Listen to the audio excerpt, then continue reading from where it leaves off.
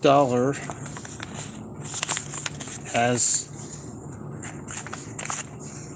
the stamp for Where's George. And if you enter this in, it'll tell you it's been two places.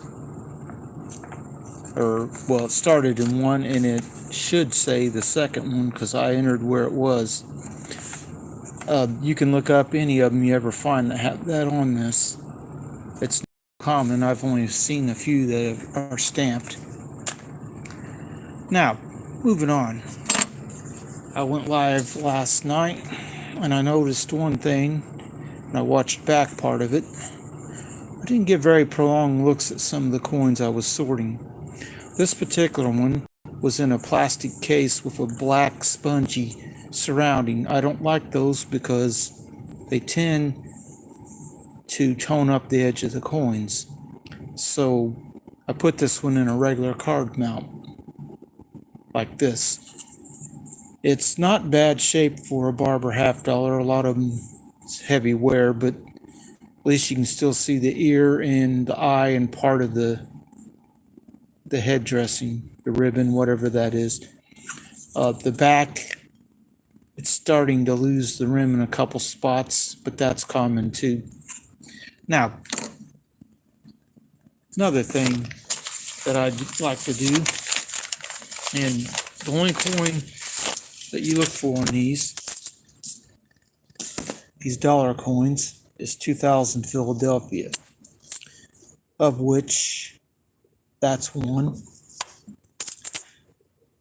That's one. What's this one? That's one. That's not one. 2001. 2000 Philly, 2000 Denver, 2000 Philly, and now Susan B. Anthony. Now on these, what you look for is on the back. About 100 are known to have what they call the Wounded Eagle die crack or whatever it is. And it will run this direction through the lower body of the eagle. So that one isn't it. Now, the key thing about it to know is there's at least 100 known. So where there's 100, there could be a couple more. That's not one. And it would be nice if one of these two were, because they don't look very circulated at all. But that's not one. And that's not one. So I didn't get any. Like I said, there's 100 known to exist with the Wounded Eagle, or around 100. There's a good chance that there could be more that haven't been discovered because not too many people know about it, apparently. Now, speaking of a different topic, somebody circulated this Statue of Liberty coin. It's a 90% copper, San Francisco Mint, 1986.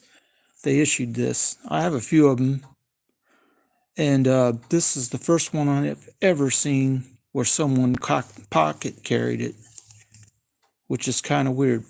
Now, when they made them, a lot of people probably thought they might be valuable in the future. This one I just got this weekend.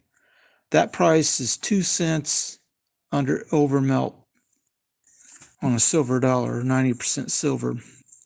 This one looks like it's been scratched a few times, but it's not too bad. Now, those who bought these thinking they might be valuable in the future, well, that's nearly 40 years ago now. And it was priced 2 cents over the silver melt value. I'm pretty sure when whoever bought this originally from the mint probably paid more than that for the coin. I don't remember what these were when they first were released. I thought about buying some, but but I didn't do it. Been able to get a few in the last several years. Now, moving along, we'll put that back into these Morgans and Peace dollars because it's the same silver content, and since it's been circulated, and I got it for, when I bought it, it was right at melt, 20 something dollars.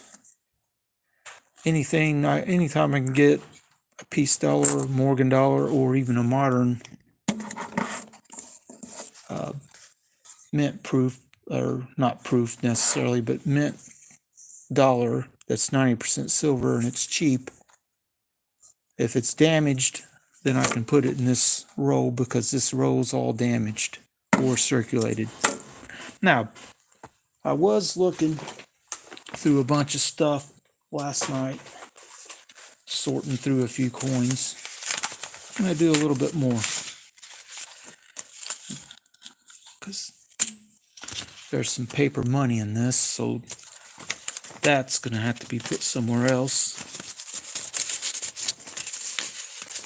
Paper money will go in a different place. All right, let's see what we got in this.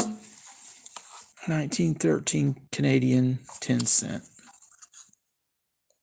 Not terribly worn. This is sterling silver. The design looks pretty neat. This other one is just a barber dime. And you can see where only a little bit of the eye is left on the head. That's what I was talking about on the $50.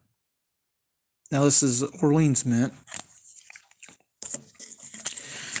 The front of the $50 and the dime and the quarter of the barber design are all the same. Now the back on the dime's different, but the quarter and $50 look like this. So those can go in that box along with the other ones. I'm not exactly sure where I'm going to put this yet. Probably not going to put it in that box though. Let's grab a couple more envelopes and see what I have in here.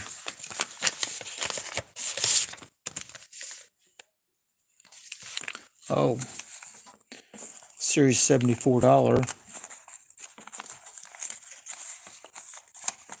Series 69D, and Series 63. This isn't a bar note, but these are very old dollar bills. I've heard from dealers that they tend to only last about a year in circulation on average. So some will last longer and some will not. Pull out some more. All right, this is some foreign. We'll set this stack down. That's going to go in that box. All right, let's look what we got here. It's a silver. This one is a 3 pence. 1910. It's sterling silver, Australia. They put World War One, but World War One didn't start till a few years after this. Yeah, or it was set up to start, but it didn't actually start. Now this one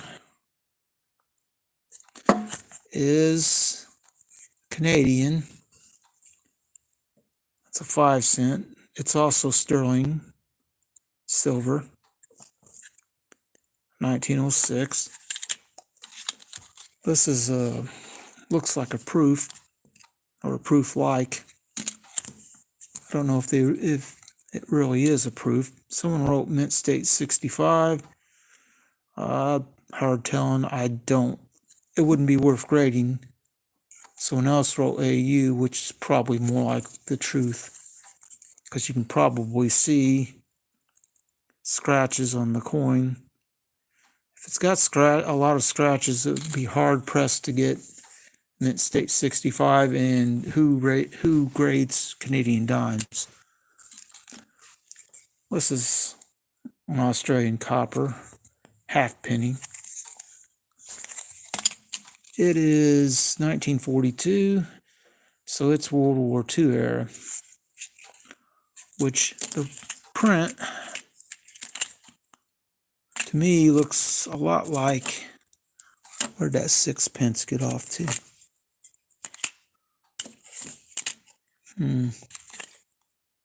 Or 3 pence, I mean. This looks pretty close to the same person's writing to me. They wrote World War I on that one, but they did not write World War II on this. All right. This is another 3 pence. It's 1943. That's kind of neat. It has a different design than the other one, which has that design. And we'll show you one. And then the other. This one's quite a bit older. Another Canadian. This one's a pretty nice King George one, barely circulated. If it's from 1943, there are scratches on it, but mint luster too. And this is the Centennial Penny, 1867 to 1967. I have a few examples of that. This is an older Canadian cent. And you can see 1921. That's quite a bit different design than the new Canadian cents have. Let's pull another bag out and go a little bit longer. Let's see what we get this time. Well, in this one, we're going to have some junk silver,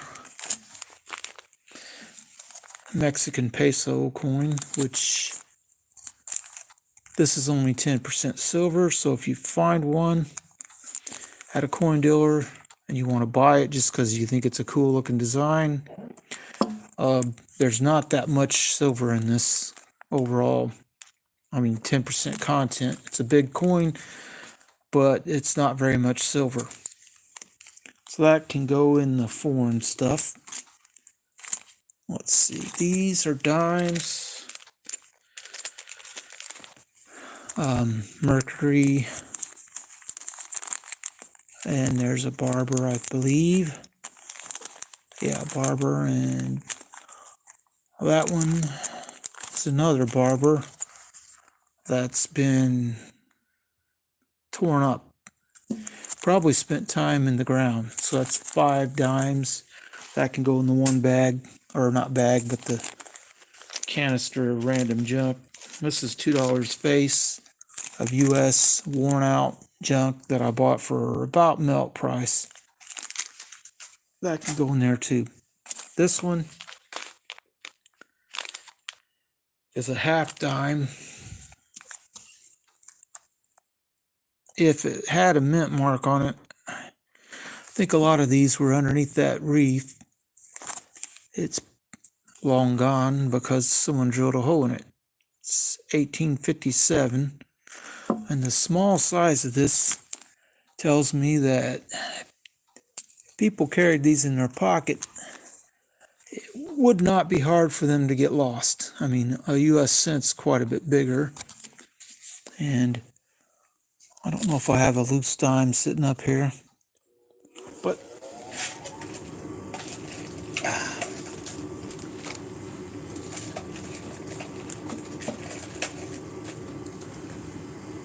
there's a dime right there. They're thinner, and the diameter, that's 1 dime. Get them. See, it's a lot smaller diameter. show you if it'll focus properly. There. It's quite a bit smaller coin that I'm sure they would get lost often. I don't want to put that in that holder. Now, let's see what's in this one. All right. A Cuba, 1949, 5 grams, star. This is pre-revolution. This is 0.900, 90%, 5 grams. It's the same amount of silver as the US 20-cent coin, but they made more of these, and that 20-cent coin is, the US one, is very low mintage, all of them.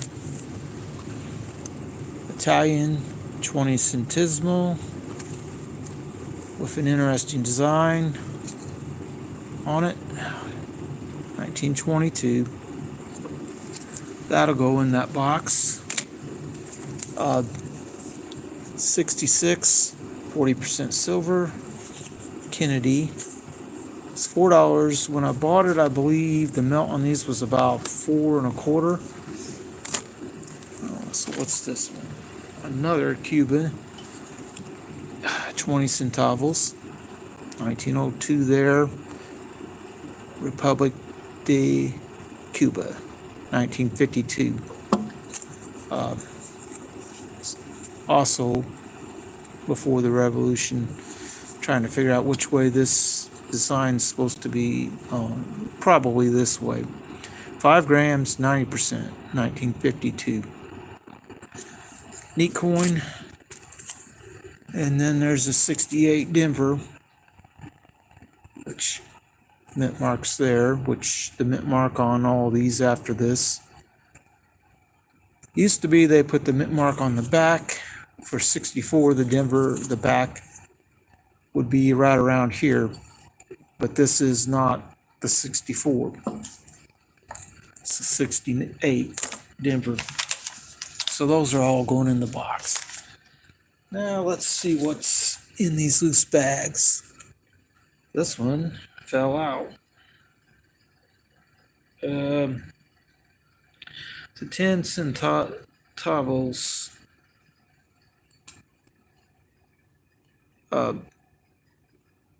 We made this for the Philippines. It's got some dirt on the front of it. It's an interesting design, but you can't see it very good with the dirt. We're gonna put this in with this bag with these foreign coins and take out the Standing Liberty Quarter and anything else US in this.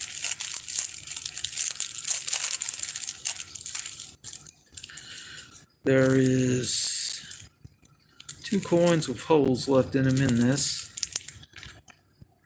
And we'll take a quick look at this. 1909, Republic of France. It's 20 cent. I think this is 0.680% silver. So 68% silver. And this other one is 1908 and 3 cent. That's American. 3 cent nickel, which pretty much no one really collects those to speak of. If you want to find one that's in good shape, it's okay to buy 1 or 2 of them, but I wouldn't buy a lot of them because it's going to be hard to get any kind of price for them. Now that's a sterling Canadian. This is one we made, 1904. Let's see if we can see the mint mark, if it's there, is going to be there. This is 20 centavos. Let's see if I can tell which. I'm not sure what the silver content of this particular one is, but I'm pretty sure it's silver. But it's foreign, just like these are. So that can go into one for foreign coins. Then both back together. And one single standing Liberty, dateless, bought probably at or below melt. A little bottle top bandit and heavy metal detecting passion. An outlook Adria. I'm not really. No Nazi coins. No. So that's going to go in the thing. Another bag that's got some loose stuff in it.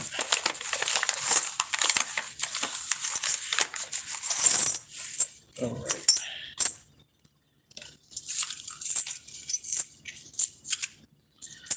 A lot of loose stuff. All right. A few of these are 40% Kennedys. That's a John Paul II token metal. That thing looks kind of neat. Since these are all loose, I'm going to go ahead and put these back in that bag, because that way I can kind of keep them without having them go everywhere. What I'm mainly looking for is stuff in cards or bagged up. Here's another $2 of junk US silver that's worn pretty bad that I was able to buy for right at melt. So,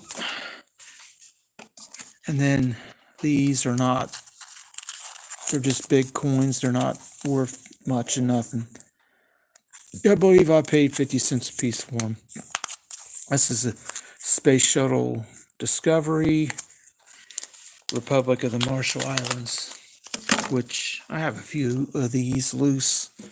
They came in plastic, not capsules, but it's a reasonably nice art depiction of the Discovery launch, 1988, the first one to fly after the Challenger disaster.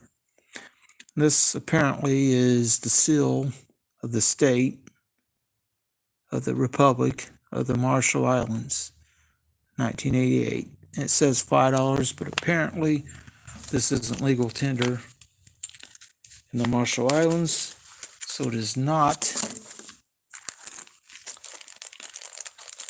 worth anything. It's made out of copper nickel. Copper nickel doesn't have much of a melt value, so it's not really worth anything. We'll do one more bag. And this is several Standing Liberty quarters, all worn pretty bad. Also bought near melt value. This particular thing, though, is a Seated Liberty $50. The date has been scratched off pretty much, and someone went to the trouble of making a carving in it, and it says who it was presented to and by the Sunday school superintendent. It's like a Civil War love token, but it's not, because this, when you say Sunday school superintendent presented it to Miss F.E. Reese, it's probably for someone who's the best student in the Sunday school. That's what I'm guessing. I'm probably going to put this in a card because it's not just junk silver to me, although that's what I paid for it. It has, I don't have providence to prove who that was. So, but still, it's a neat piece, and I'm going to keep it for a card. By card, I mean one of these, but this is a quarter or a US dollar coin, small. So that one's going to stay in the bag for the time being. But the rest of this is going into the collectible box. These. So I'm going to go ahead